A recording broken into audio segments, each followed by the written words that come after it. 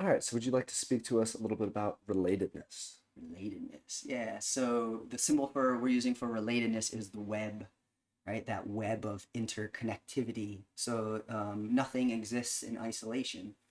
So I think from, we talked about worldview from an atomistic model, from these separate fixed things, it would still be our relationships that show us who we are and what we're not, right? So I know I'm Chris because I'm not Sal, right? Or I know hot because I know cold. So like this idea of contrast, right? It helps this idea of separate and other, like these relationships um, help us understand who we are. From a more holistic approach, maybe we are our relationships. We work in these interconnective ways. Like it's not like you separate there and your relationship is helping me, but like we exist as our relationships.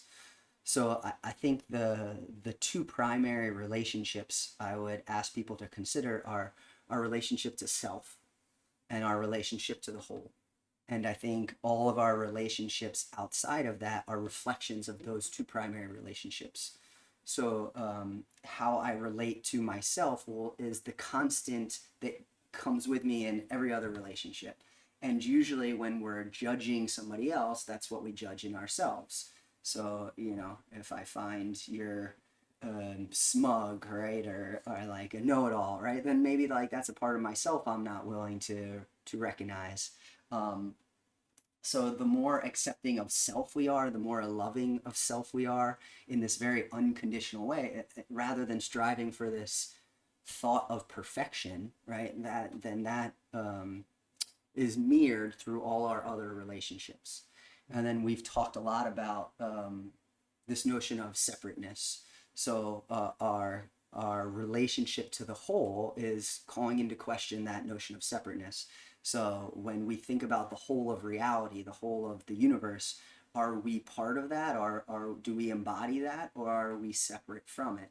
And that's also going to determine how we move about the world. Do we move about the world in this animistic way where we see the plants and the flowers and the trees and the elementals and the waters as alive and sovereign and communicating with us?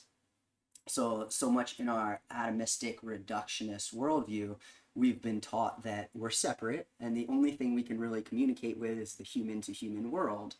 And there are countless studies dating really far back that actually show that, the plants, the animals, minerals, rocks, right, they're receiving vibration and they're communicating vibration. So being able to speak this language of subtlety, this language that's beyond words, but more into feeling tones and field interactions, like opens us up to communicate and receive these medicines from all types of conscious beings.